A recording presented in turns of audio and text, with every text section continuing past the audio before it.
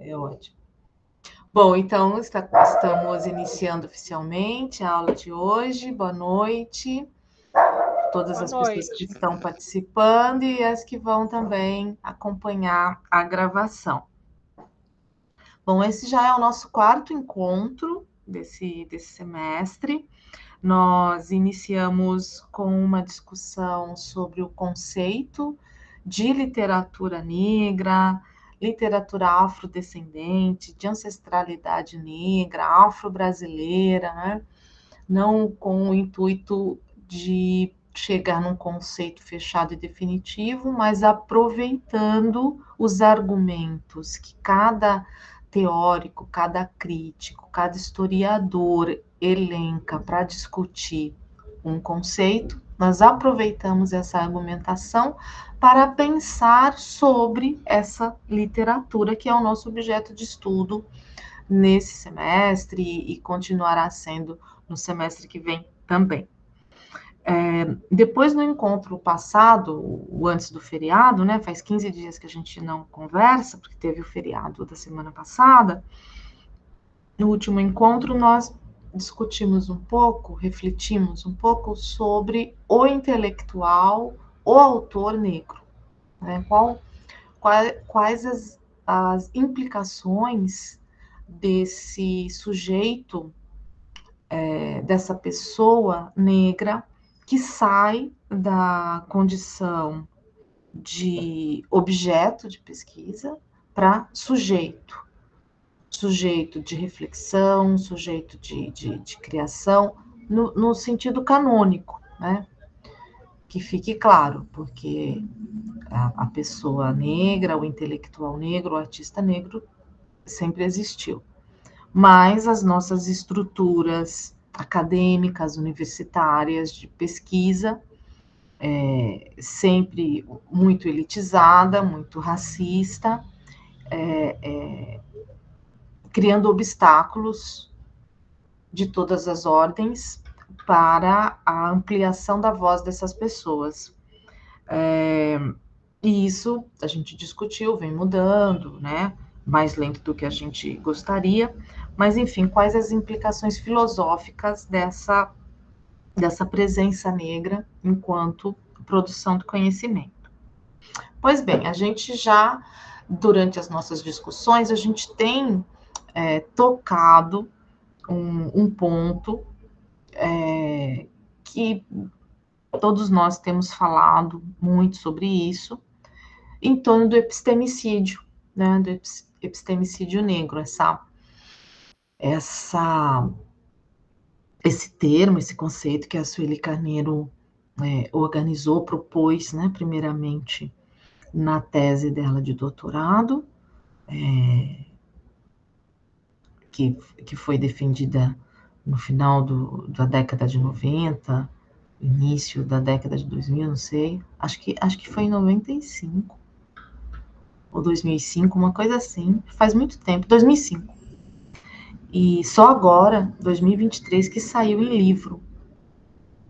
E tem uma leve alteração de título da tese para o livro, mas é nessa obra que ela organiza esse conceito que hoje está tão falado, né, epistemicídio negro, que está muito relacionado aqui com as questões que a gente discutiu até agora. Bom, e também nós temos falado aqui, muito se fala na sociedade, hoje, né, a sociedade que tenta se organizar em torno da produção do conhecimento antirracista, da necessidade de termos, de usarmos, de consultarmos, de referenciarmos, de lermos, de indicarmos para os nossos alunos intelectuais negros, né?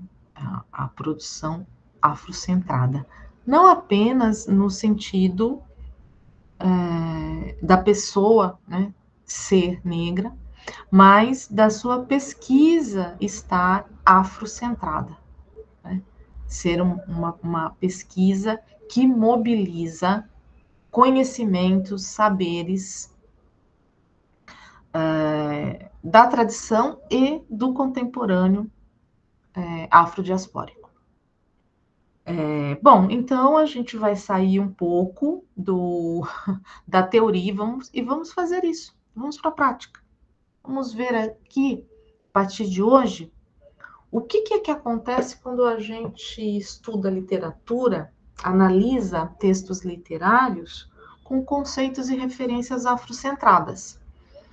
É uma provocação linda, instigante, disruptiva, que nos provoca de muitas formas. E também é complexa. Né? É difícil, né? Porque é filosofia, porque é teoria, é algo que nem todo mundo, a maioria das pessoas não tem o contato, não conhece, uma coisa, é um modo novo de pensar, né?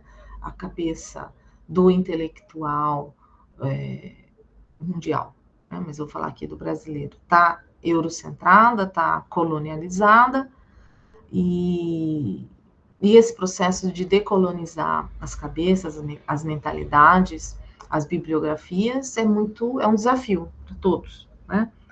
Mas hoje a gente vai aprofundar, a gente vai dar um passo. Estamos nesse processo, não só nesse curso, mas pelo que conheço de vocês, pelo o que temos conversado, vocês já estão nesse processo, nos seus fazeres, nas suas labutas, nas suas comunidades, nos seus coletivos. Mas hoje a gente vai, penso eu, né, depois vocês me contem, nós vamos dar um passo a mais, que é com a entrada da obra do Edmilson de Almeida Pereira no nosso debate. Estou me referindo especialmente ao Entre Orfeu Chu e Exu Nouveau, uma análise de uma estética de base afrodiaspórica na literatura brasileira. Né? Então, o subtítulo já disse tudo, né? Análise de uma estética de base afrodiaspórica. Então, é muito disruptivo, né? Porque os estudos literários, eles estão do início ao fim, do centro ao topo, à profundidade, baseado no pensamento europeu. Né? Então, a gente vai aqui entrar num território outro. Por que faremos isso? Então, primeiro motivo, porque vamos, de fato, interromper o epistemicídio negro. Né? Então, isso é muito bom. Outro motivo da gente fazer isso é porque a gente precisa fazer. Porque, quando eu digo precisa, é porque é um gesto para além da questão política. É além da nossa militância, do nosso comprometimento com a educação antirracista. É além disso. É necessário as novas ferramentas de análise afrocentradas nos são necessárias na medida em que precisamos ler, analisar e mediar literatura afrodescendente. Pois então está colocado aí uma questão crítica teórica. Como é que vamos ler, analisar e mediar literaturas afrocentradas, afrodescendentes, com o ferramental eurocentrado? Não, a gente faz isso, as pessoas têm feito isso, né, sabemos. Mas será que com essa metodologia, com essa fundamentação teórica eurocentrada, estamos conseguindo dar conta do que essa literatura é, do que essa literatura oferece, do que ela tem de inovação? Né? É como se a gente tivesse, vamos dar um exemplo da área, imagino que tenhamos aqui professores da área de biomédicas. Como é que é como se a gente estivesse usando a lente errada do microscópio, equivocada do microscópio, para observar determinado fenômeno biológico, né? Então, a gente precisa aí ter um ajuste de lentes, para poder, de fato, compreender, fluir, absorver, dialogar com essa literatura. Então, é sobre isso, né? Acho que a nossa proposta para esse semestre e para o semestre que vem é muito focada nesse desafio. E o Edmilson nos ajuda muito, né? Então, o que a literatura negra pode? Qual o seu potencial? Qual a sua trajetória, a sua constituição poética? Qual o futuro que essa literatura pode ter na perspectiva canônica, né, do literário? Como os autores negros estão respondendo às demandas do contemporâneo? A resposta literária que os autores negros dão são as mesmas? São outras? Que caminhos ela segue? Então, essas questões nos interessam aqui, né? A gente não tá numa atitude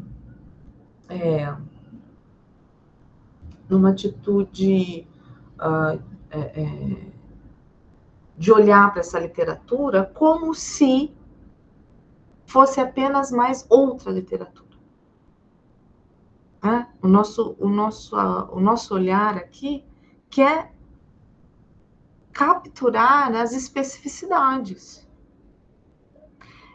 O nosso olhar aqui quer capturar as propostas disruptivas e de inovação que essa literatura tem. Então, precisamos nos preparar melhor, teoricamente. Claro que tudo que a gente leu, não é?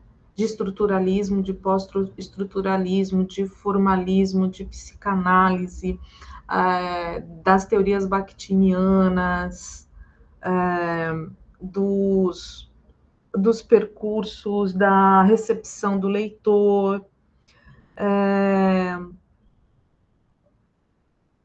das leituras marxistas, dos estudos culturais. Nós vamos continuar com tudo. A gente não está abandonando bagagem. A gente está adicionando uma outra bagagem teórica para as nossas reflexões. Então, sim, continuaremos mobilizando as teorias eurocentradas, no entanto, faremos esse movimento, essa tentativa de trazer a afroperspectiva para as nossas reflexões. Muito bem, eu indiquei para vocês a leitura do último capítulo deste livro. Mas antes do último capítulo tem outros dois. Eu não gosto muito que a gente faça essas leituras fragmentadas, porque a gente perde, né, as propostas como um todo. Talvez alguns fios vão ficando soltos. Então, eu vou brevemente aqui fazer uma apresentação, discorrer um pouco sobre os capítulos 1 e 2, para chegarmos nesse terceiro, que é o que vocês receberam, né?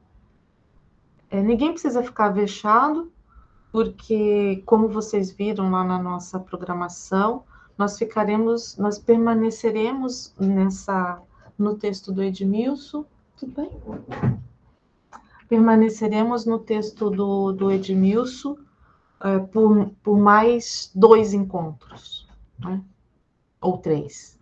Acho que tem esse, mas, enfim, o semestre todo, a reflexão dele vai ser muito importante para a gente. Bom, Edmilson de Almeida Pereira é professor, acabou de se aposentar, felizão da vida, acabou de se aposentar. Ele é jovem, tem 60 e poucos anos, mas ele se aposentou, até então era professor na Universidade Federal de Juiz de Fora. E esse trabalho aqui, ele é poeta, é escritor, né? Com uma produção que vem também desde o início dos anos 90, né? Algo bastante solidificado. E esse livro dele, inclusive ele escreve para criança, né? Livros belíssimos. Deixa eu ver se eu tenho algum aqui fácil para mostrar. Não, esse é do Rufino.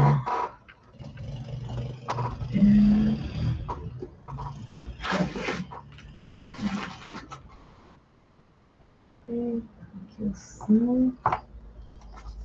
Aqui.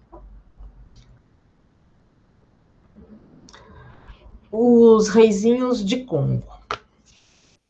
É um livro inspirado nas congadas. Muito, né? Não sei se dá para... Os Reizinhos do Congo. E outros tantos, né? Ele é um autor muito profícuo. Bom, a mulher dele é escritora, assim, a Prisca. Nós falaremos dela no texto. Ela é muito central aqui para essa reflexão. É escritora, como ele, premiadíssima. Também era professora. Agora, nesse momento, ela está na França. Ela é tradutora, né? Ela tá, acho que na França, fazendo um pós-doc, não sei. Não sei se ela também se aposentou, não estou muito informada. Mas vocês podem segui-los, os dois, nas redes. É sempre muito interessante. Pois bem, esse livro do Edmilson é a livre docência dele. Não sei se vocês sabem, né? A carreira acadêmica. A gente faz mestrado, aí depois do mestrado a gente faz doutorado. Aí depois do doutorado você faz um pós-doc, de preferência fora do país. E depois no caso dele foi em Zurique, ou Zurique. E depois disso, aí você já tá. Ah, que bom, Rose. Aí depois disso você já está, vamos imaginar, você já tem que estar, né, numa universidade, lecionando, orientando mestrado, doutorado, né? Depois de um tempo, próximo de você se aposentar, né, faltando uns 10 anos para você se aposentar, é de praxe que você escreva, você é convidado, muitas vezes convocado pela sua instituição, a escrever a sua livre docência. É um outro título, né? Tem implicações financeiras para a carreira, de prestígio, mas é um texto interessantíssimo, porque qual que é a proposta Vai fazer sentido, vai fazer, com a questão do Edmilson. A livre docência, ela não, além dela ter que ter uma tese, ou seja, uma inovação, assim como o doutorado, essa inovação tem que articular toda a sua carreira. Bonito, né? Tudo que você produziu tem que fazer sentido naquele trabalho. Seus artigos, seu mestrado, seu doutorado, suas aulas, os cursos que você ofereceu. Tem que tudo confluir. Por isso que é livre, você vira um livro, você não é mais professor, doutor, você é um livre docente. E então esse livro é isso, não é bacana? É a livre docência dele. Que aí ele defendeu a livre docência e produziu, editou, né, esse livro pra gente. Então é muito bonito de ver, já falei, já recomendei aqui, né, se vocês comprarem o livro.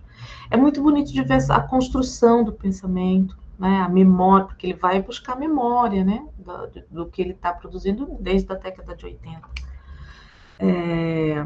E aí ele conta pra gente essa historinha que eu estou contando para vocês, e ele vai, então, dizer dos objetivos do livro. E aí a gente tem no capítulo 1, eu vou destacar alguns pontos chaves que vão nos auxiliar na leitura desse capítulo 3, né? Agora, eu poderia aqui falar de outros, destacar outros pontos, né? Então, vocês provavelmente, quando adquirirem o livro e forem ler o livro, vão, né, ficar muito admirados do quanto eu não, do tanto que eu não falei, né? Aqui, de tantas as coisas que eu deixei de mencionar. Porque o livro é muito rico, o livro tem um pensamento muito adensado, teoricamente. Eu não sei se vocês já tiveram tempo de ler o capítulo 3 que eu enviei para vocês, mas quem leu ou quem iniciou uma leitura percebeu. É um texto difícil, né? Não é um texto assim banal. Ele tem uma densidade. Mas então, pelo nosso tempo e pelos nossos objetivos, eu vou vou destacar aqui alguns pontos, né? Outra coisa que esse livro tem e que interessa muito para vocês, para todos nós, né? Ele é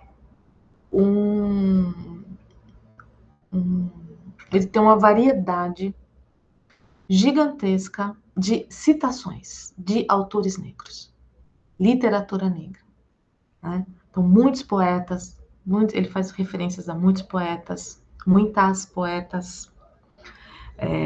Ele é poeta, né? Ele não. Ele também escreve prosa, mas a gente percebe que o que o define como expressão artística é a poesia. Então, ele lida muito com a poesia negra. E muitos teóricos, muitos pensadores negros e negras. Então, é maravilhoso para quem está comprometido em enegrecer suas referências, enegrecer suas aulas, enegrecer seus trabalhos. Esse livro é o caminho, né?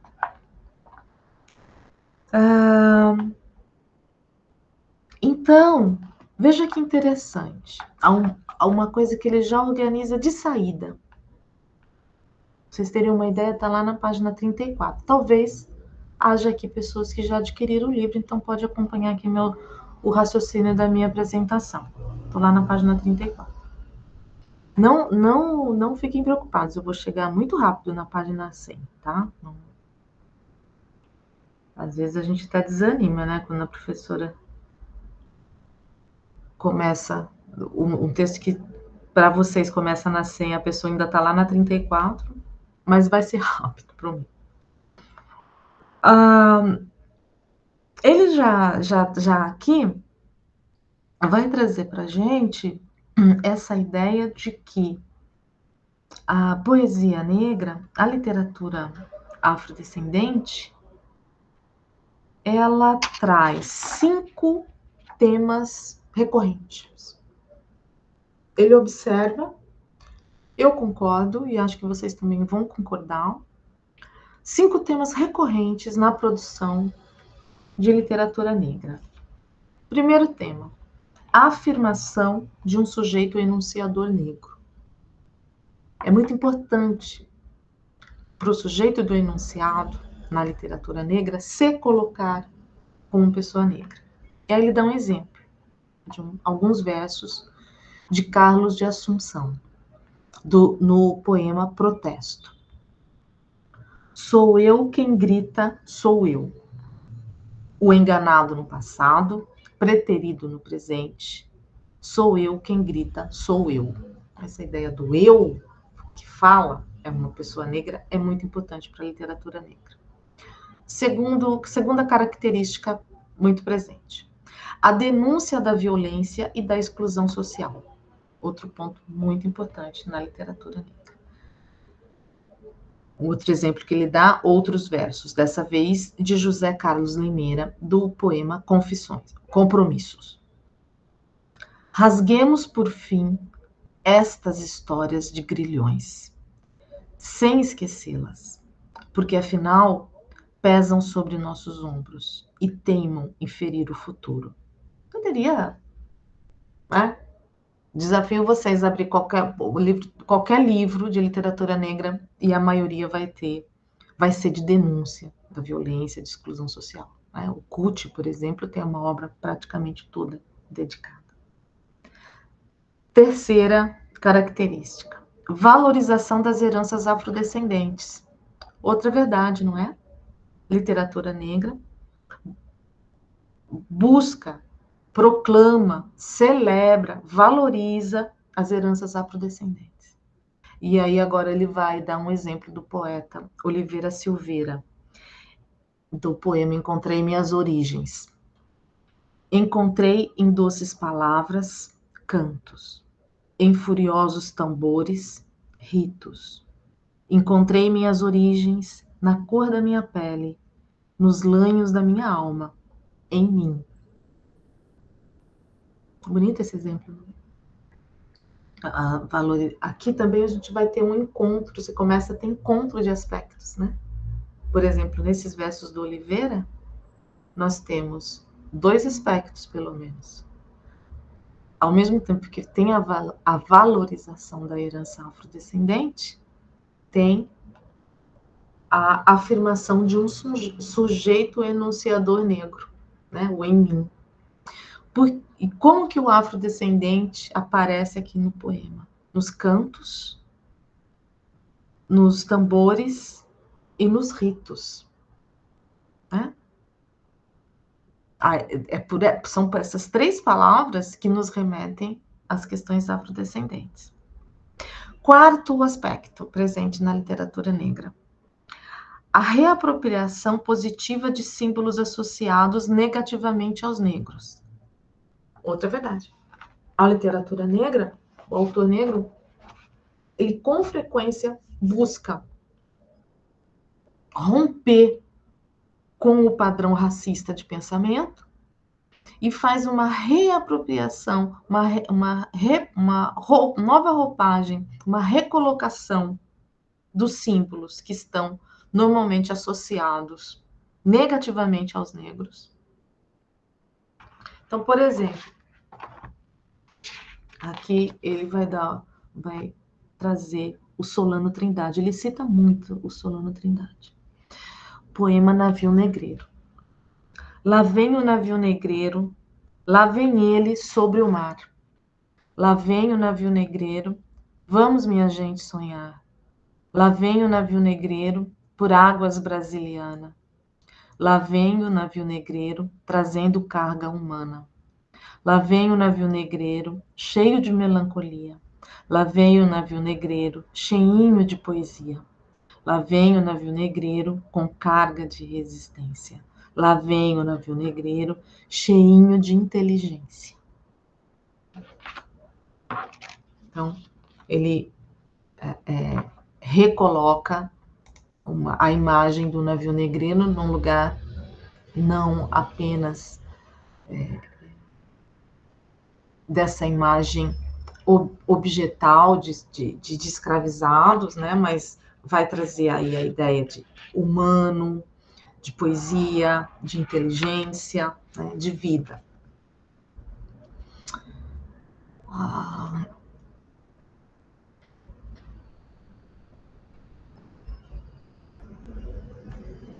Fábio, é verdade. Isso mesmo. Fábio colocou no chat o livro de poesia que ele publicou ano passado. Poesia diz que denúncia.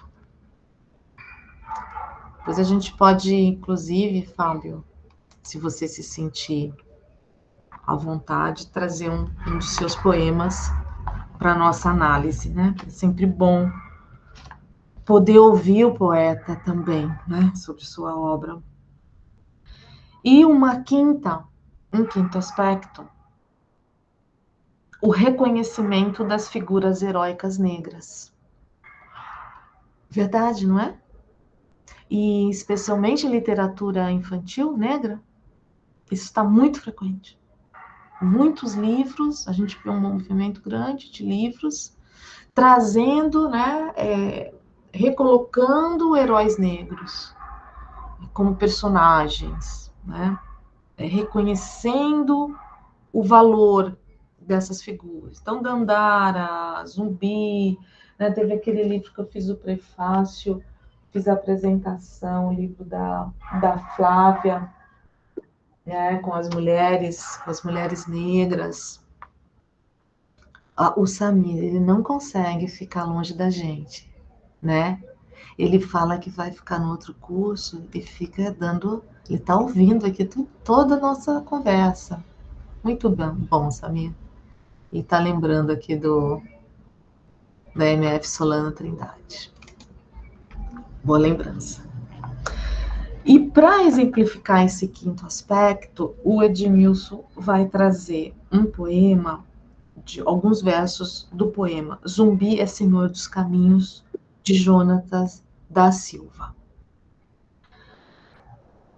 Retomar toda a história de todos os fatos, contar todas as verdades, para todas as idades, do teu mito, que para sempre se refaz em liberdade, liberdade, liberdade.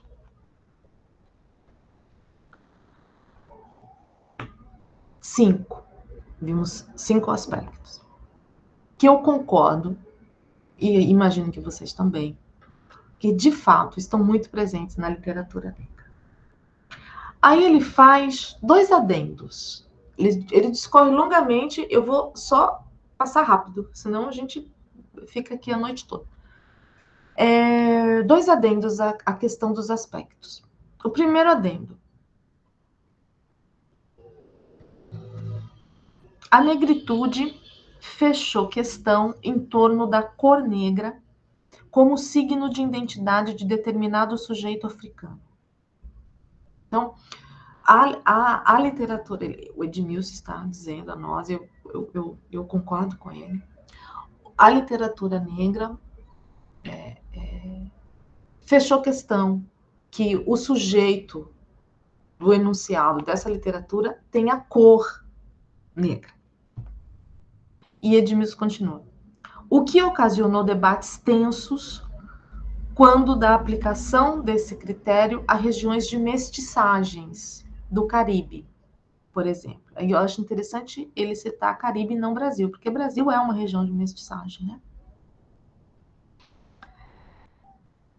Além da busca de uma identidade fundada em traços fenotípicos, tem se tornado cada vez mais evidente a necessidade de levar em conta as questões relacionadas ao gênero e à luta de classe na articulação dos perfis identitários de nossa comunidade afrodescendente. Então, o que ele está falando? Que para além da questão da pele, da cor da pele negra, a literatura negra precisa ampliar para questões fenotípicas, que amplie, né, a característica de mestiçagem que a questão afrodiaspórica coloca, né, e para outros atravessamentos que também pertencem ao povo negro, como a questão de gênero, as questões de classe.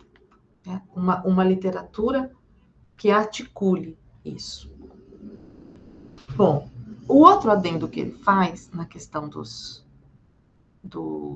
das características, dos aspectos mais frequentes na literatura negra, é a questão da mulher negra. Bonito aqui essas páginas.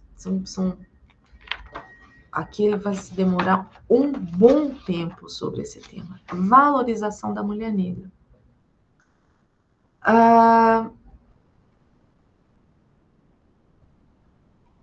A maneira encontrada pela poesia, ele diz poesia negrista.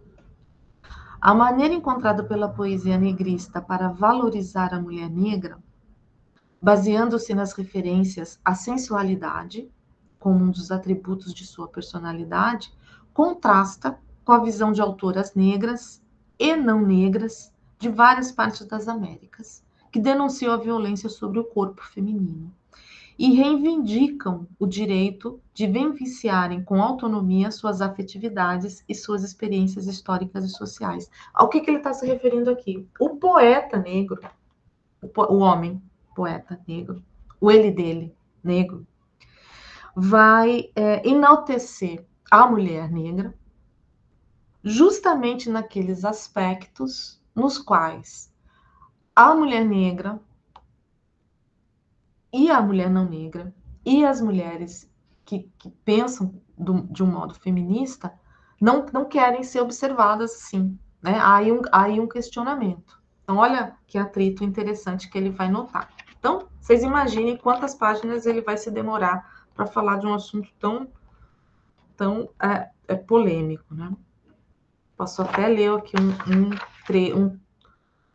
um poema do José Carlos Limeira, só para ilustrar um pouco aqui do que ele está tratando.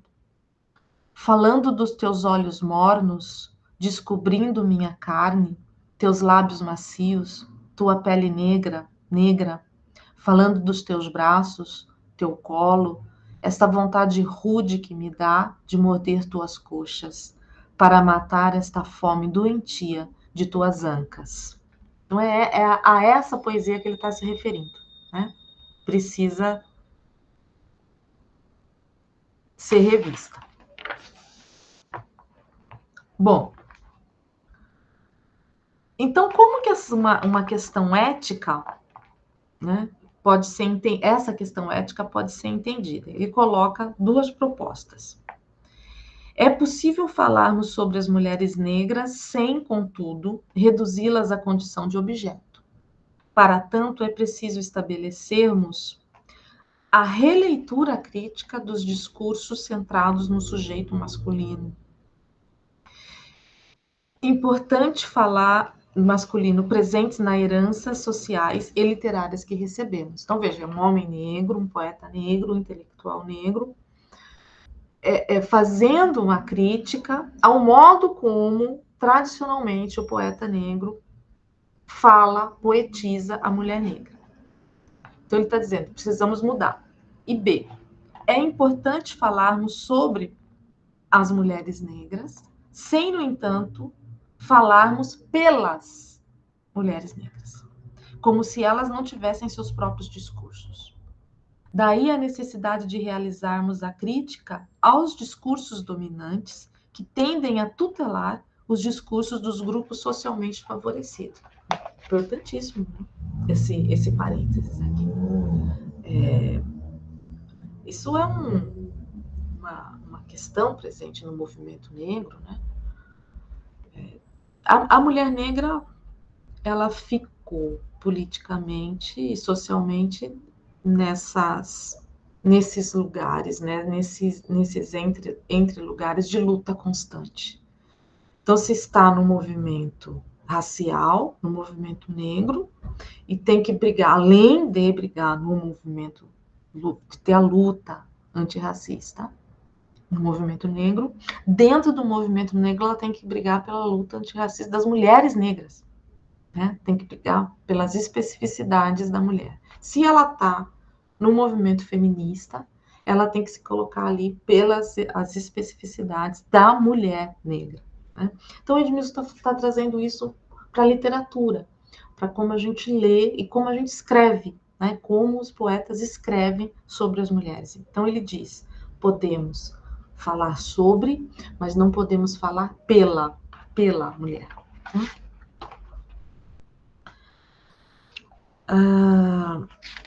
E ele continua.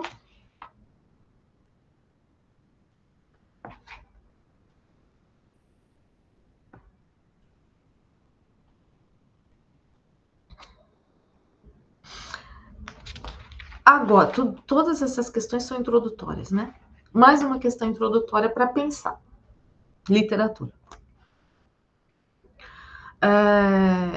Um primeiro ponto diz respeito à implicação social que as poetas e os poetas afros brasileiros imprimem em sua textualidade, quando se trata de confrontá-la com o cânone literário.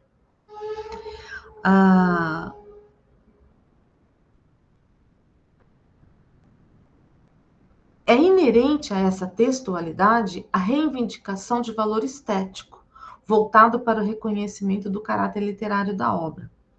Ao mesmo tempo, essa reivindicação exprime o engajamento social na medida em que o texto literário denuncia o racismo, afirma a identidade dos afro-brasileiros e reclama seu direito às melhores condições sociais. Né? Falamos sobre isso aqui já. A literatura negra, ela quer ser mais do que um tema, ela quer ser mais do que uma bandeira, do que uma militância, do que um lugar de denúncia. Ela quer ter o seu valor poético reconhecido. E o outro ponto diz respeito à dimensão psicológica que exibe, através do texto, a dor resultante do escravismo e da marginalização.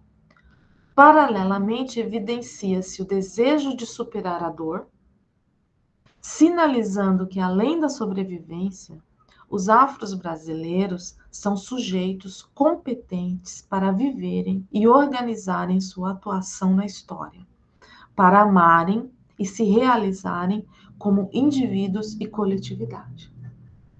Então, mesmo dentro do que é temático, Edmilson de Almeida Pereira vê que o escritor e a literatura negra quer ir também para além de uma questão racial, social. E busca-se uma subjetividade negra. E aí a gente vai se aprofundar muito nisso quando formos ler Conceição Evaristo, né? Que é, para mim, uma das autoras, né, das que estão há mais tempo no nosso cânone. Conceição Evaristo vai fundo na construção poética da subjetividade negra. E um terceiro ponto desses adendos que ele está fazendo, a necessidade de dizer o que parece o mesmo numa língua literária que se pretende autocrítica e inovadora. Então, você tem que dizer tudo isso, o autor, né, negro, está dizendo tudo isso e está inovando. Bom, nesse momento do livro, estou na página 46, ele vai se colocar algumas perguntas fundamentais para a reflexão dele. Que aspectos derivados do olhar dos sobreviventes do Tupor letal, confinados nos navios negreiros do passado e nas periferias do Brasil contemporâneo, podem ser interpretados como estimuladores de uma experiência literária divergente da lógica? Ele vai trabalhar aqui com um termo que não, agora a gente não vai pensar sobre isso. Contraste e síntese, mas eu vou aqui traduzir para interpretados como estimuladores de uma experiência literária divergente da lógica canônica. Como? Que aspectos? O que faz essa literatura inovadora? É justamente o que a gente está querendo, que a gente está estudando aqui, né?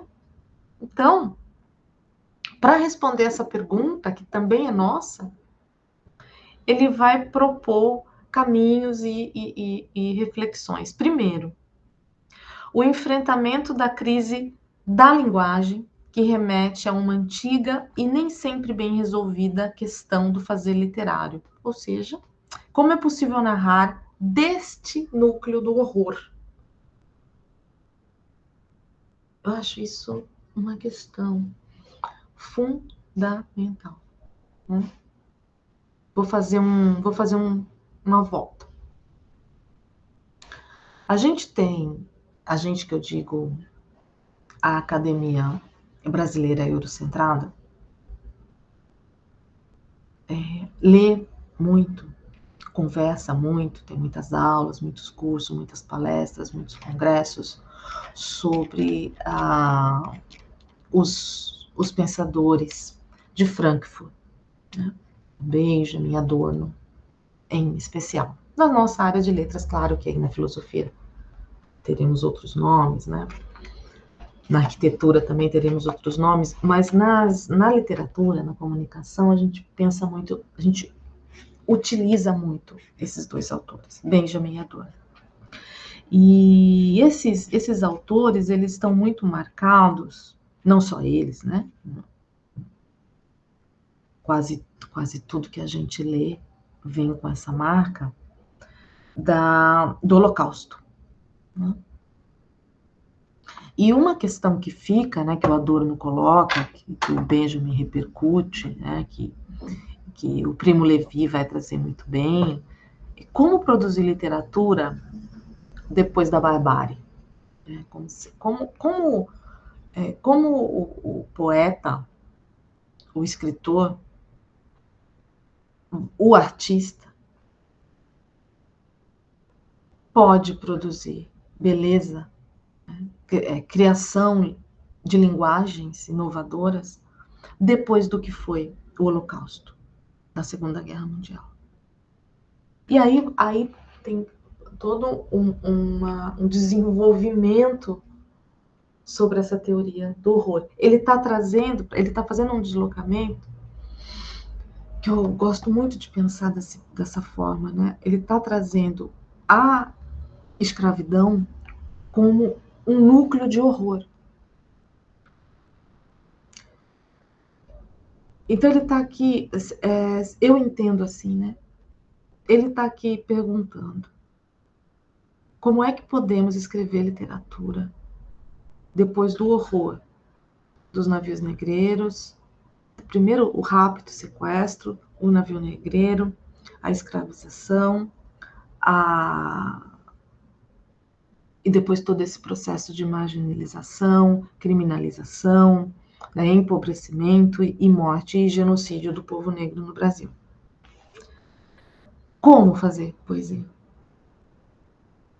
Aprendido em suas feições mais sórdidas, o tráfico de escravos e a ordem social excludente que o sucedeu desenham um inferno dantesco para as populações afrodescendentes. Esse é o horror socialmente penetrado, política e economicamente justificado. E ele vai desenvolver mais essas ideias. Eu vou fazer saltos para a gente poder andar mais para frente.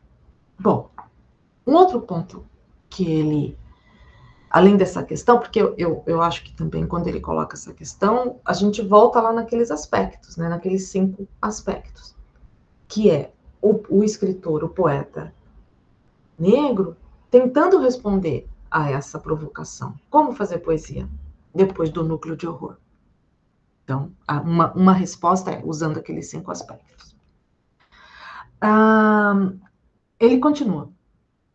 Uma outra herança, uma herança formal que ficou para os escritores negros.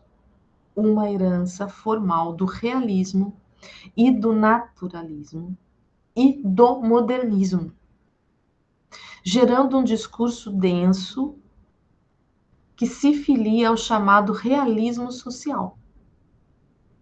Outra vez aqui, concordo com ele. Isso impacta lá nos aspectos, isso está diretamente impactado no aspecto 2, a denúncia da violência e da exclusão social. Então, essa literatura preocupada, engajada,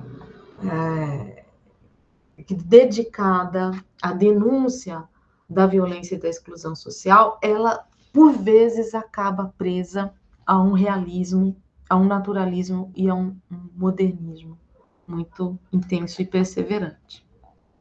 Isso tudo são características gerais, né? Claro que há exceções, por exemplo, Conceição Evaristo. Um segundo aspecto que contesta a lógica canônica, né, é a mudança do paradigma de uma literatura que lida com o Brasil estranho. Lida com um Brasil que o Brasil não quer ver. É uma literatura que fala de pessoas que o Brasil quer esquecer que existem, quer eliminar. Mas é também uma literatura brasileira, olha como é genial, né, quando a gente começa a pensar. Porque até essas definições, né? Literatura brasileira, literatura inglesa, literatura americana, que é um jeito, né? Uma convenção. Uma convenção. Como é que a gente vai estudar as literaturas? Ah, vamos estudar por nacionalidades. Mas uma nacionalidade implica todas as literaturas daquele lugar? Não. Ou sim? Como que a literatura afro-brasileira precisa, a gente sentiu a necessidade de colocar afro-brasileira, porque o brasileiros, a literatura brasileira não estava dando conta, não estava incluindo a literatura afro-brasileira. Então, o modo de nomear a literatura é importante e começa a ser revisado. Então, a literatura negro, a literatura afro-brasileira, ela lida, ela aborda, ela poetiza, ela romanciza, ela enfoca um Brasil que o Brasil não quer. Um Brasil estranho, ele diz.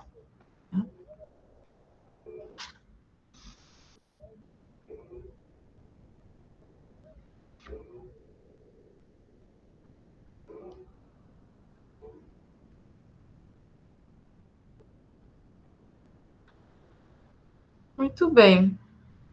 Aí ele coloca: diante disso, é pertinente levar em conta a condição do escritor ou da escritora que escreve sitiado em um país como o Brasil, à primeira vista autônomo, mas apoiado sobre uma frágil democracia.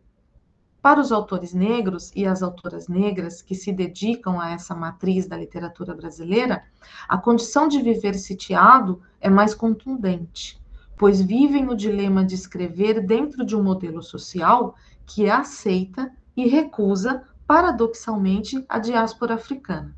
Além disso, escrevem dentro de um sistema literário que louva a diversidade cultural do país, mas tem dificuldade em se relacionar com uma dessas diversidades, a da afrodescendência, que rasura a sua hegemonia, que é o discursinho dos direitos humanos, né? Eu sou a favor dos direitos humanos, sou a favor da diversidade, mas não até a segunda página. Né? Muito bem, vou fazer um salto enorme, porque agora ele vai passar umas 30 páginas desenvolvendo essa ideia dessa questão paradoxal do fazer e não fazer parte, de estar, mas não fazer parte. E eu vou fazer um salto grande, né? Então, no primeiro capítulo, já estou no segundo, já estou muito perto lá da nossa página 100, tá? Estou na página 84. Então, no primeiro capítulo, ele traz história, temas, principais aspectos da literatura negra brasileira, da perspectiva canônica. É como se ele olhasse, ele estivesse olhando essa literatura, esses autores, usando ferramentas canônicas, tentando entender como o cânone acadêmico e literário aceita, rejeita essa literatura. No capítulo 2, ele vai trazer a afroperspectiva. É como se ele dissesse assim, tá, então tá bom, agora que a gente já fez a discussão, pensando um pouco como todo mundo, com as ferramentas que todo mundo pensa, agora eu vou trazer a afroperspectiva. É aqui que aquela minha introdução à aula começa a fazer sentido, porque é esse movimento que ele está propondo para a gente. Ele está fazendo um movimento e propondo um movimento ao mesmo tempo. Então, ele apresenta a hipótese dele de pesquisa. Né? Lembra, é uma tese isso aqui. É livre docência, mas tem que ter tese. Então, qual que é a hipótese dele? A interpretação de obras poéticas de autores e autoras afrodescendentes nos habilita a afirmar que as recepções dos atributos simbólicos de Exu resultaram na contemporaneidade em duas vertentes estéticas que chamaremos respectivamente de Ofexu marcada pela reiteração do domínio literário dos atributos sagrados a Exu, e Exu no Voo, caracterizada pela interpretação crítico-criativa desses mesmos atributos no âmbito do literário. A gente vai entender isso, calma. É a primeira vez no livro que ele vai começar a sistematizar e a gente não vai entender isso agora nessas duas linhas. Por isso que, né, continuaremos as nossas discussões e as nossas leituras. Mas essa é a tese.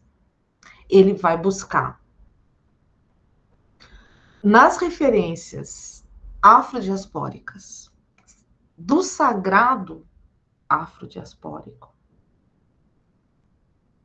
as bases de uma construção conceitual e crítica para pensar a literatura negro-brasileira. Então, do mesmo jeito que o conhecimento acadêmico, universitário, né, que está presente aí nas nossas pesquisas todas, tem como berço, como base, Grécia, com os mitos gregos, por exemplo, e também os mitos romanos, da civilização romana, que estão ali embrincados em adaptações, em versões, ele está propondo, vamos até os mitos africanos.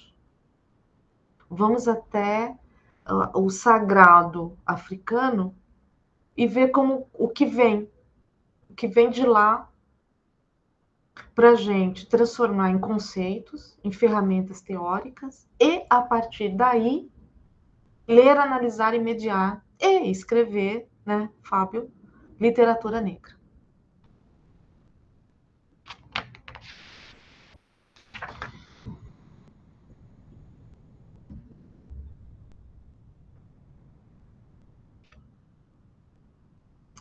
Em linhas gerais, a apropriação estética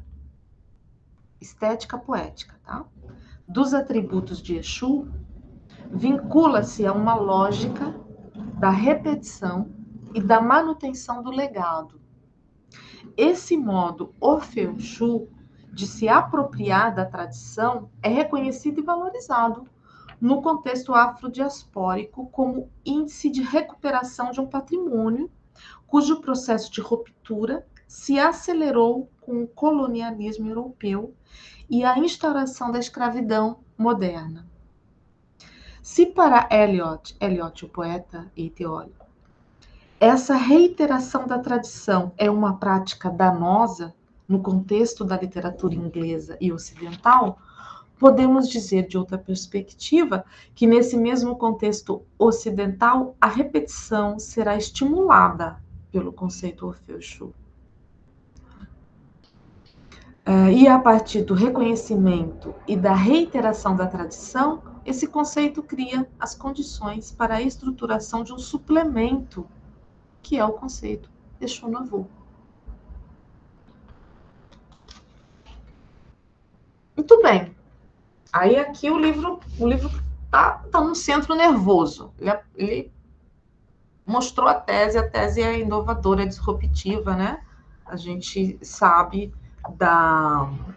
de todos os preconceitos, do modo equivocado como a cultura e a história racista no Brasil transformou Exu num sinônimo de demônio, né?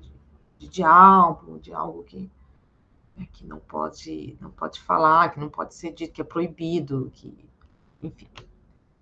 E ele está trazendo justamente essa entidade, essa figura mítica, para o centro do estudo da literatura.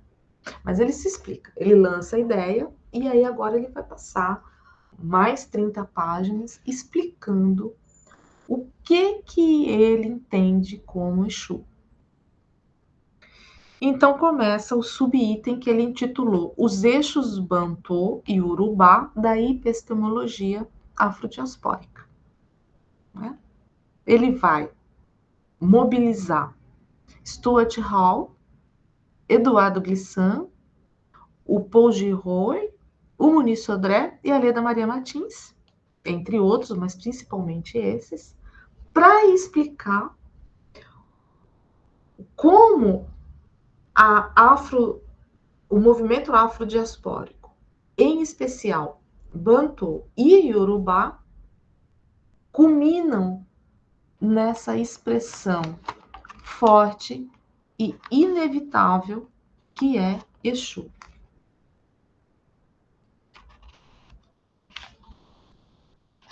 Então, são páginas dedicadas a isso, né? Então, o Exu Bantu, ele vai ficar um subitem só para a civilização Bantu e o outro para o Yorubá, né? Então, ele vai aqui lentamente, com muita eficiência, né? Com um texto muito bem alinhavado, uma discussão teórica densa, né? Ele vai chegar na questão da vivência dos devotos, no texto do sagrado, nas canções, nos rituais, né? Nos livretos.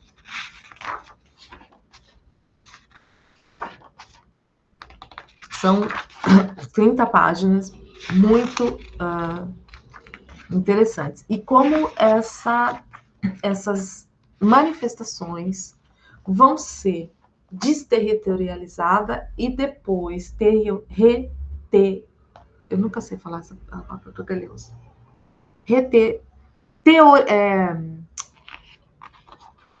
Desterritorializar e territorializar novamente. Fica mais fácil falar assim. Na literatura negra. Né? Então, como fica, como essas referências sagradas, textuais, poéticas, estéticas, vão permanecer na literatura negra como referência, como tema, como modelo poético e como linguagem, como estética.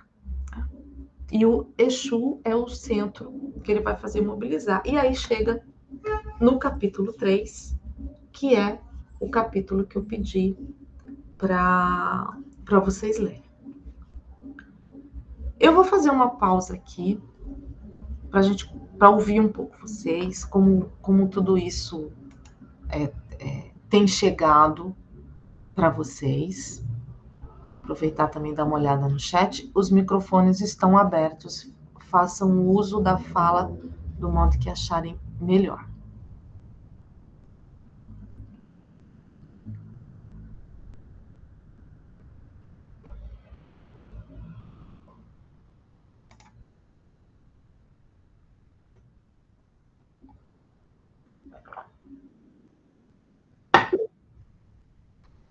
Pode falar, Roberta.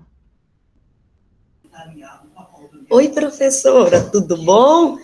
Eu li o texto, eu gostei bastante da história, né, de toda não é história, né, de toda a comparação, toda a narrativa que o Edmilson faz, e eu achei interessante que ele faz esse paralelo, né, entre o Orfeu, né, eu até anotei aqui, quer ver? Aí ele fala das diferenças entre Oferchu e Exu Novo. Aí ele fala que o Oferchu, ele traz a referência grega do mito de Orfeu, que ele é narrado através de diversas maneiras. Então, assim, ele não modifica a narrativa original, ele associa de outras maneiras, mas sem modificar o mito original. Já o Exu Novo, ele tem a liberdade de modificar o mito original, ele transforma.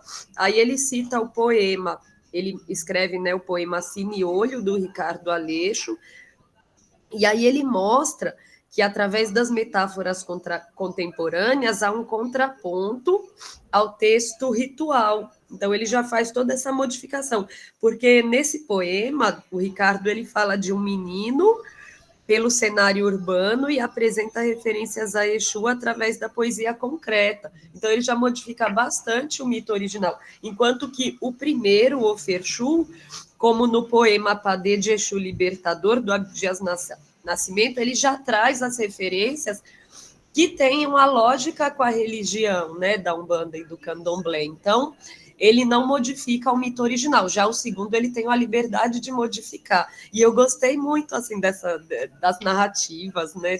Toda a comparação que ele faz com Exu, os elementos, inclusive as expressões padê, as expressões que a gente usa, né, de religião. Eu sou da religião, né? Então, a gente usa essas expressões. Então, eu vi bastante isso no texto. Então, chamou bastante atenção. Eu gostei bastante. Perfeito, Roberta. Perfeito. Pronto, a Roberta já contou a história toda. Ele vai pegar uma variedade, para quem não leu, né, Roberta? Uma variedade de exemplos de poetas, de poemas, para exemplificar o que é Orfeu Exu, o que é o modo Exu no voo da literatura negra. Os dois modos evocam a literatura negra. O modo Orfeu Exu é onde o sagrado, o oriqui, por exemplo, os cantos, canto-poema, tem a sua presença muito concreta, quase que buscando um original, quase buscando como uma colagem. Né? O exemplo primeiro que ele dá, que a Roberta citou, é do Abadias do Nascimento, poema do Abadias do Nascimento. E o Exu Nouveau são os autores negros que também bebem dessa fonte, que também estão dialogando com o sagrado, mas eles inovam na forma, inovam no modo como eles fazem. Então, ele vai trabalhar, por exemplo, com o Ricardo Aleixo, que a Roberta citou, que é um poeta concreto, né, de grande influência da poesia concreta, e ele mesmo, né? Isso eu acho que é uma coisa que eu esqueci de falar e que é importante. Ele analisa a própria obra. Não sei se você leu, Fábio, mas talvez seja inspirador para você também, né? Porque isso é uma questão que ele coloca desde o início, né? Olha, eu vou analisar meus próprios poemas, né? Como é que isso pode funcionar? Muito bem, Roberta. Ótima leitura atenta.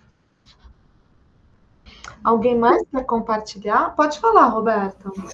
Oi, professora, só para complementar, que eu achei interessante que ele pegou o mito, o tema do Exu, né? E ele trouxe até para a gente refletir sobre a questão da intolerância religiosa, né? Que ainda, infelizmente, é muito presente na nossa sociedade. Então, quando as pessoas falam em Exu, as pessoas têm uma visão totalmente deturpada, elas não sabem o que é, elas não querem saber o que é, e elas condenam. Então, elas ficam, ai, macumba, não sei o quê, não sabem nem o que é. Só que a nossa sociedade continua reproduzindo essas falas preconceituosas e gerando mais intolerância, que é o que nós vemos isso no dia a dia, né? E eu achei legal que ele trouxe isso, e aí eu acho que quebra um pouco esse pensamento, né? Esse pensamento arcaico que eu falo, né? Então faz a gente refletir sobre outras questões, né? Sobre Exu, sobre os termos das religiões de matriz africana, né? Perfeito, total, ele quebra com tudo. Coloca em outro lugar, é o saber africano, a inteligência africana, a subjetividade africana, a história africana, não tem nada a ver com. É sobre sagrado, não é sobre religião. Né? Ele não está aqui falando sobre religião, mas sobre mitos e sobre saberes de outras raízes. Pode falar, Ana. Oi, boa noite. Eu gostei muito do texto, fiquei com muita vontade de ler o restante, já estou caçando aqui o livro para adquiri-lo. Só que durante a leitura, eu fiquei com uma questão. em relação à apresentação, talvez eu tenha entendido errado, a apresentação e a construção do que seria uma estética negra. E aí eu tenho essa impressão que é uma estética ligada à emancipação da literatura negra, sendo avaliada e analisada dentro dos seus próprios parâmetros. Mas eu ainda fiquei com uma questão de e quando não, eu não tenho esse referencial, eu não tenho a presença do Exu no texto, ou de qualquer outro orixá, ou uma palavra que traga uma origem iorubá, ou banto, eu ainda consigo identificar, ou na forma, ou no conteúdo, essa estética? Excelente pergunta. Sabe que dia que eu vou te responder? O dia que a gente for ler O Homem que Falava Javanês, do Lima Barreto. Ai, eu amo esse texto. Ah, então. Então venha nesse dia. Não vou te responder agora, porque a gente precisa passar ainda por uns lugares, mas essa pergunta é excelente. Eu vou te responder agora de uma forma muito apressada, mas como é uma coisa muito séria, a pressa não cai bem, né? Mas eu vou me arriscar. Sim, Ana, mesmo na literatura negra, em que não tem uma citação direta de palavras em Urubá, de referências ao sagrado africano, né, a celebração de Exu, mesmo nessa literatura, você vai encontrar esse modo Ofeu Exu, Exu no voo. Mas para eu estou te respondendo positivamente, é uma tese minha. Para eu responder isso de uma forma com rigor e método, eu preciso comprovar, né?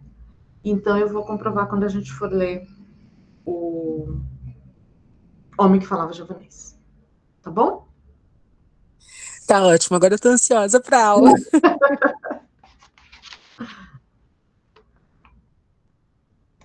Não sei se mais alguém pediu a palavra.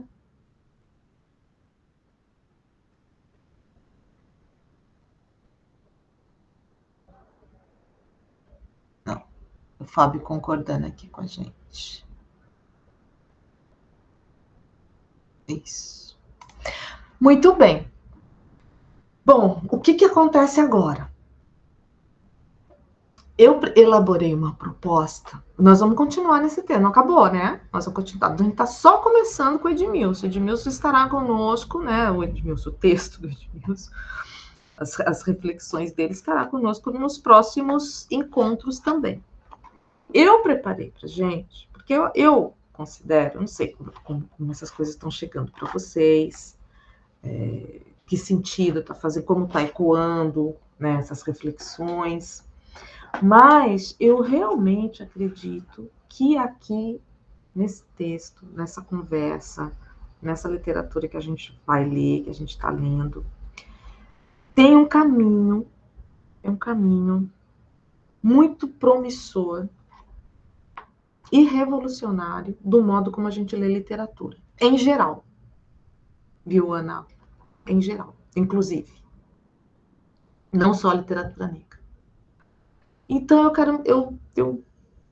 a minha proposta é que a gente se demore aqui, que a gente faça um mergulho, que a gente faça uma reflexão vertical, sabe? Sair um pouco daquele modo de dar uma lida por cima e passa para o próximo. Não, vamos ficar e vamos ver o que acontece. E eu fiz uma proposta para vocês de atividade, porque tem uma história, né, de fórum, de entregas, de atividades que sigam acontecendo para além dos nossos encontros aqui. Então, aproveitando essa necessidade, eu fiz uma proposta para a gente de atividade. Então, é uma espécie de questionário, né, de questões aí de relações que eu quero propor para vocês.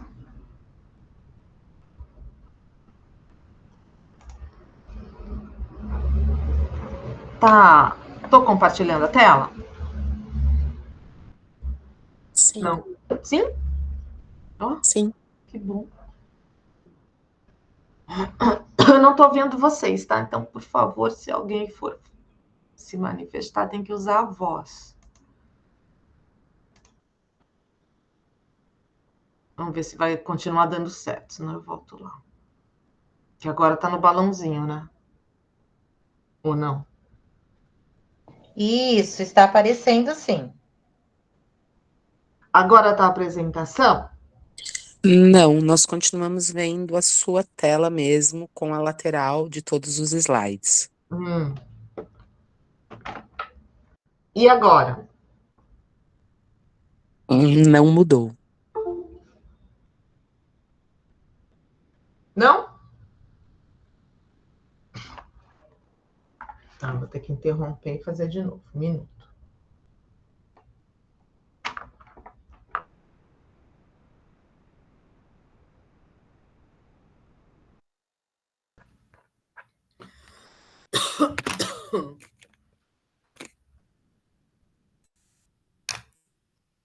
A câmera acabou fechando, né? Porque eu montei isso aí daqui. Deixa eu pôr minha. Eu montei de computador. Eu trabalho com 2 telas. Isso não.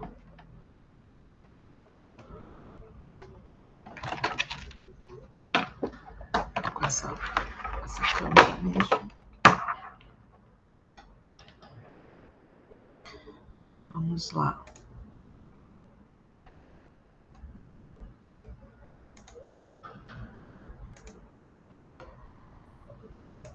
Janela.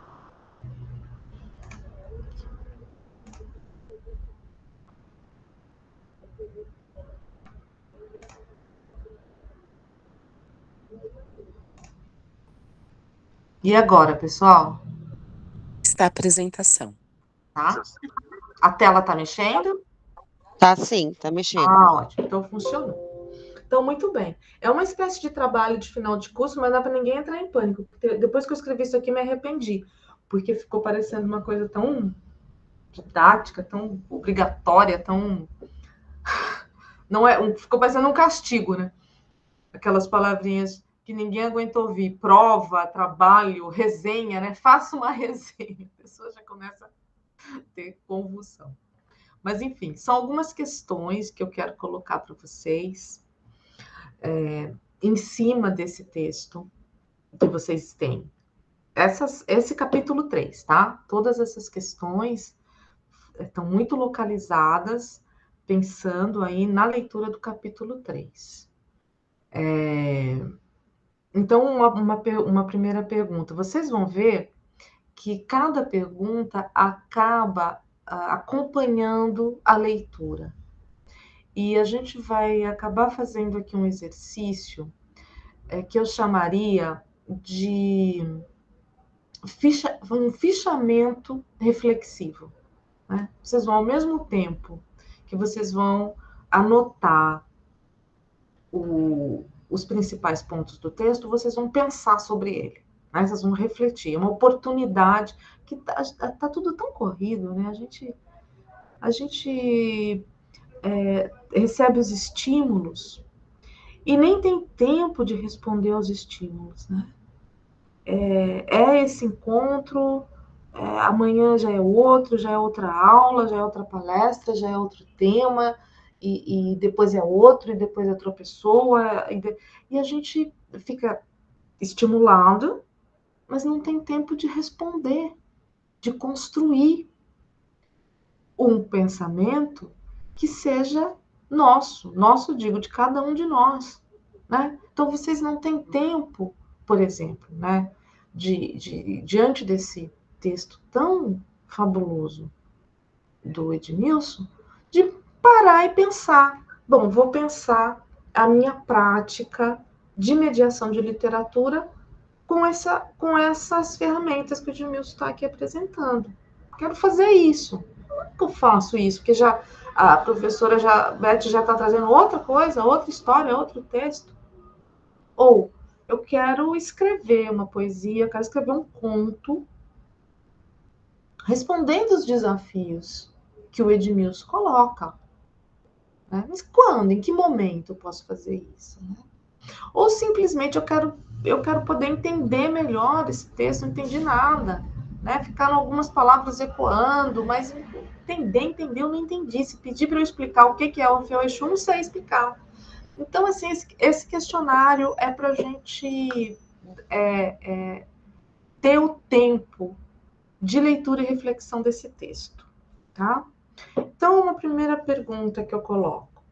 Aponte e explique brevemente os 3 níveis de percepção da poética da linguagem sagrada, segundo o Edmilson de Almeida Pereira. Eu pus até a numeração da página. Então, quem for trabalhar com o PDF enviado, a resposta para essa pergunta está nas páginas 97, 98, 99 e 100. Quem, porventura, estiver trabalhando com o livro impresso, é da 115 a 117. Tá? Então, essa numeração, primeira, diz respeito ao artigo. A numeração, entre parênteses, são as páginas no livro, tá bom? Uma segunda questão, o que é Oriqui? E quais são os exemplos de expressão poética do sagrado, da tradição, que o Edmilson elenca? Né? Então, assim, professora, mas você está perguntando o que é Oriqui no geral ou o conceito que o Edmilson apresenta? Então, assim, quem por um acaso for estudioso de Oriqui ou praticante de Oriqui e queira trazer mais informações, outras referências, é muito bem-vindo, né? Mas quem puder, quem quiser, ou só puder ficar com o Edmilson, tá nessas páginas também, tá bom? Em que contexto, ou quais motivos, quais justificativas do Edmilson para colocar Exu no centro desse raciocínio? No centro da sua argumentação. Por que Exu?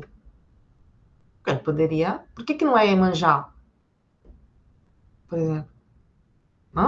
Né? Então, assim, como que ele justifica isso? Quais as definições de Exu presentes no texto? Ao menos 3. Que quem leu sabe que ele faz um apanhado assim de dezenas de definições. Eu queria que você citasse pelo menos 3. E as suas relações com a literatura. Então, não é só trazer a definição de Exu, mas como que essa definição está relacionada com literatura, com a ideia de literatura, com uma proposta de literatura. 5. De qual pesquisa ou pesquisadora partiu a observação da relação Exu e literatura, que inspirou, motivou a reflexão do Edmilson? E no que ele inova, o que ele acrescenta a esta tese? Então, pela pergunta, vocês já repararam que ele tá quase que dando continuidade à pesquisa de alguém. Estou pedindo para vocês falarem um pouco sobre isso. Qual a relação entre mito de Orfeu e Exu? Como que ele está relacionando esses dois? Como o conceito de Orfeu Exu colabora com a leitura e análise da literatura negra? Como você explicaria o modo Exu Nouveau? Como os modos Orfeu Exu e Exu Nouveau agem e se complementam na expressão literária? Essa pergunta é a última, né? É mais difícil. Mas aí vocês já vão ter lido tudo isso, né? E tem lá, ele responde essa pergunta. Todas essas perguntas que eu coloquei, o Edmilson responde. Então, não é tão difícil. Mas é só uma questão de ler o texto. E, por último, questão 10, eu quero que você escolha uma das análises literárias que o Edmilson apresenta. Ele apresenta muitas, né? Uma dezena de análises aprofundadas de poemas. Eu quero que você escolha uma. A que te tocou mais, a que fez mais sentido. Ou pelo menos uma. Quem quiser trazer outras, mas pelo menos uma. E que você observe como ele argumenta em favor da tese dele, né? Que é a tese nuclear, que é os modos Orfeu Exu e Exu no Voo. Como é que durante a análise, como é que ele usa a análise para defender a tese teórica? As respostas são breves, você pode usar citações diretas do texto, você pode fazer comentários livres e inspirados. Os ensaios são permitidos, quem quiser ir além, ótimo, né? E eu estou pedindo uma entrega preliminar para a próxima aula. O que é isso? Quero que vocês tragam seus rascunhos, suas dúvidas, né? Uma entrega preliminar.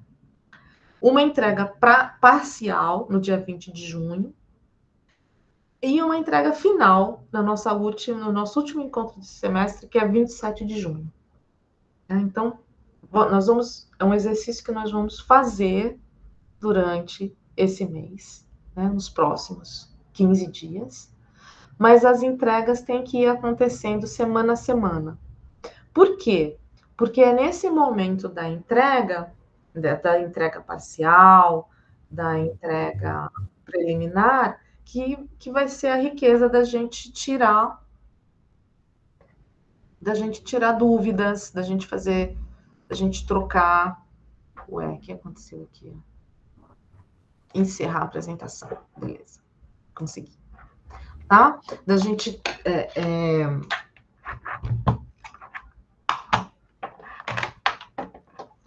conversar sobre esse texto e essa literatura com profundidade.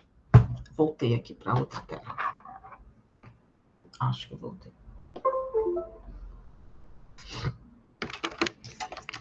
Perguntas.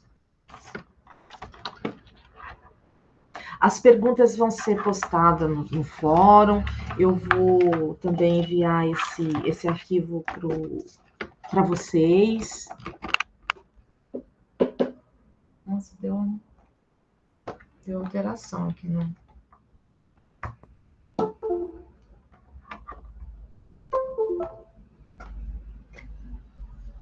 Temos perguntas no chat?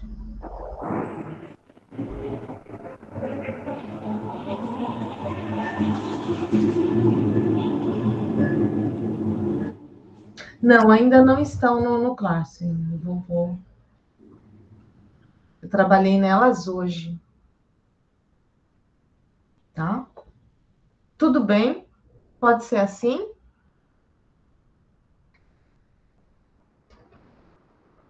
Faz sentido? Pode falar, Roberta. Oi, professora, ia perguntar se a gente vai postar tudo no fórum ou se vai ter um espaço para a gente anexar o arquivo. Não, é isso. Espaço para anexar arquivo, não é para nada no fórum, não. Tudo bem. A gente vai fazer as partilhas aqui nos encontros. Tudo bem. Aí depois... Não põe no fórum, não. Tá bom. Guarda com você e depois vai ter o lugar de anexar para eu ler, enfim, para a gente dar o andamento. Tudo bem. Obrigada. Obrigada a você. Mais Beth. Oi.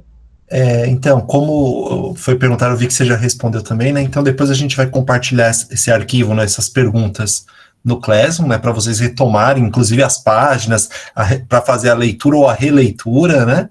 E aí, de fato, né, o Classroom tem essa opção, né, de criar uma atividade, e aí a pessoa posta o arquivo da atividade final, né? Dá para dar uma devolutiva. Então, por enquanto, como você disse, né, vai guardando as questões para trazer para o próximo encontro. Mas mais adiante, pensando na atividade final, tem esse recurso no Classroom, né, de entrega de atividade em formato de arquivo mesmo. Tá.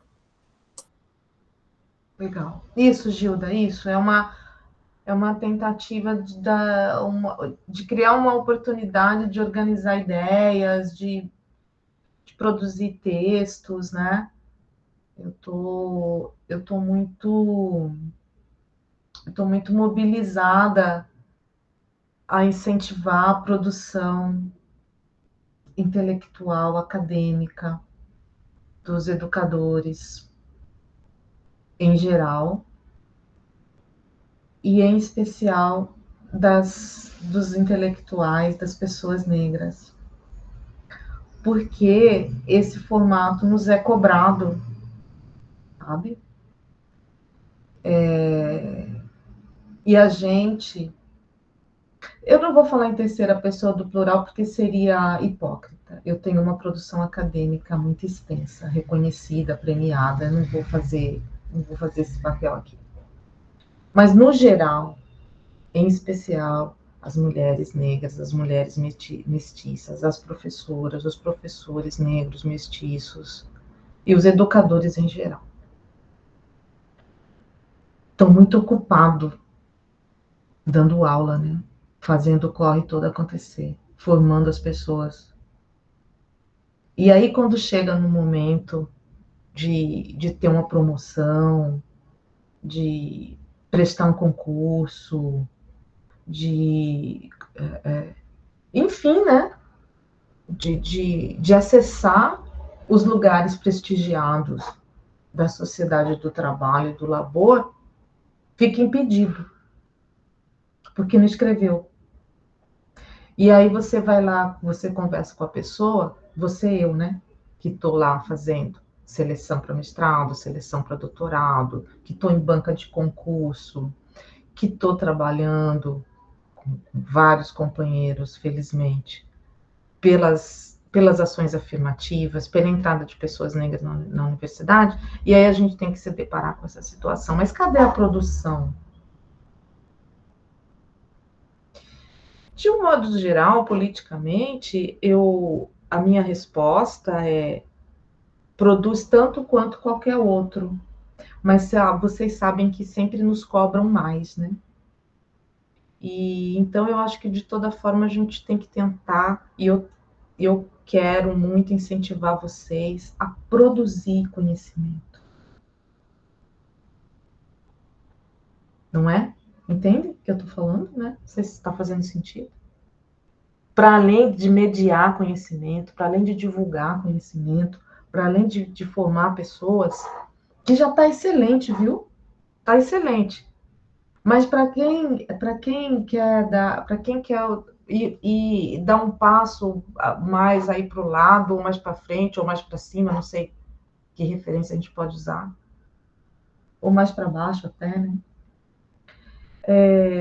Há essa cobrança pela produção. E é delicioso essa sensação de produzir, de escrever um artigo, de escrever um livro, né, um livro teórico, poder sistematizar o seu saber, o seu ensino, tudo que você construiu, pessoas que estão aí lecionando há 20, 30, 40 anos, imagina, tudo que sabe, tudo que fez, tudo que aprendeu, tudo que colecionou de estratégias, e a gente não... Onde fica esse legado? Onde fica esse legado? Onde é que a gente acessa isso? Então, precisa da escrita acadêmica. Um exercício desse, básico, pode ser um disparador de uma reflexão de vocês, né? Com certeza vai ajudar a entender o artigo e, consequentemente, vai ajudar a mediar a literatura negra com mais qualidade, né, com mais eficiência no sentido de formar leitor e pessoas antirracistas, mas também vai ser um exercício que pode disparar aí um incentivo, uma inspiração, uma motivação para a escrita acadêmica de vocês, tá bom? Eu não quero que vocês se sintam de forma alguma... Eu espero que essas palavras e essa proposta cheguem a vocês como uma motivação e não como uma cobrança. Porque chega de gente cobrando a gente, né? De fazer. Vocês já realizam tanto. Temos 15 dias aí, 20 dias para isso, e vamos fazer juntos. Vamos aí ajudando. Quem achar que faz sentido, que é bom, que é produtivo, quiser formar duplas para trabalhar, uma companheira, um companheiro, por acaso trabalha na mesma escola, ou trabalha perto, ou tem alguma... Tudo bem também, tá? Não acho que seja... Porque os artigos podem ser escritos é muito bom escrever artigo em parceria, né? Tá bom? Eu vi aqui pelas reações, enquanto eu fui falando, que muita gente concordou. Que bom.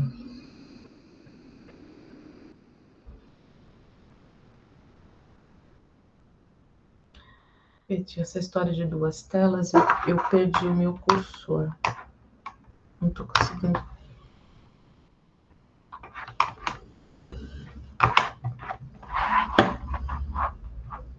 Alguém pode, por favor, ler o que está escrito no chat, enquanto eu resolvo aqui uma situação técnica, por favor?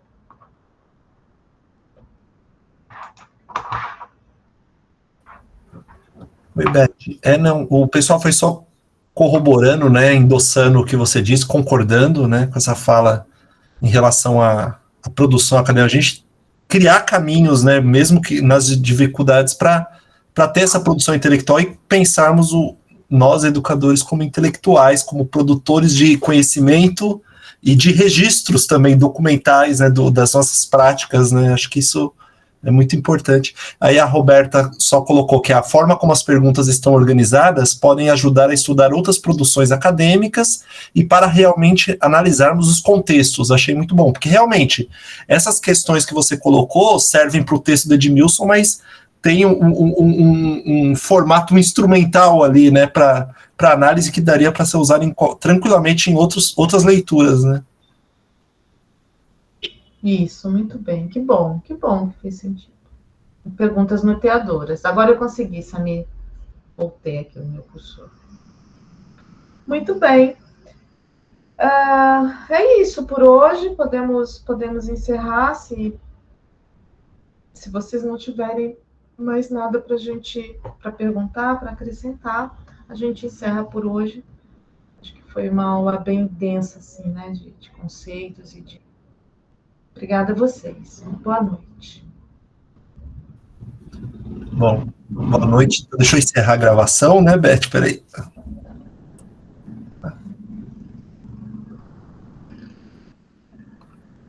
Parar a gravação.